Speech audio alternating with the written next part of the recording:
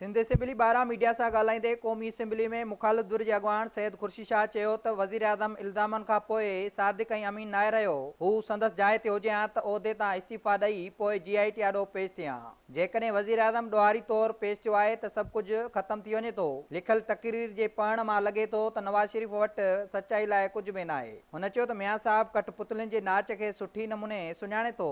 मियां साहब खे फ्लैटनि जी money trail ॾियणी आहे। जहाँ तक कठपुतलियों का नाच है, वो मुझे पता है कि कठपुतलियों के नाच में कौन नाच रहा है और कौन नचा रहा है। वो तो मियाँ साहब मुझसे बेहतर जानते हैं, उसको पता है। हुन चयो त कलसुम नवाज़ चयो त फ्लैट 1995 में ख़रीद कया विया। मियां साहब बादशाह ऐं मासूम आहे। मुखालिफ़ धुर जे अॻवान चयो त कतरी ख़त कीअं आयो उन जे दायरे में GIT में सवाल थिया हूंदा। को शख़्स लिखियल शइ पढ़े त उहो कूड़ आहे। जब भी आदमी लिख कर कोई चीज़ पढ़ता है तो समझ लें कि वो प्रैक्टिकल कोई हकीकत नहीं है।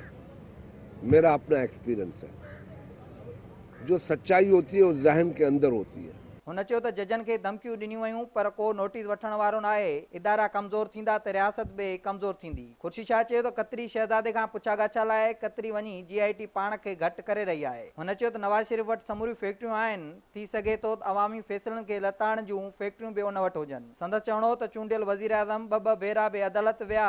आईनो ॾेखारण ते नवाज़ शरीफ़ डिॼी वियो आहे। मुखालिफ़ धुर जे अॻवान चयो त जेकॾहिं वज़ीर आज़म बेॾो ई आहे ऐं हुन कुझु नाहे कयो त क़ौम आॾो छो पेश थी रहियो आहे। खुर्शीद शाह चयो त अवामी अदालत में वञण जूं रुॻो ॻाल्हियूं आहिनि। मियां साहब इस्तीफ़ा ॾेई अवामी अदालत में अचे पोइ हू मञींदा त हुन वटि सचाई आहे।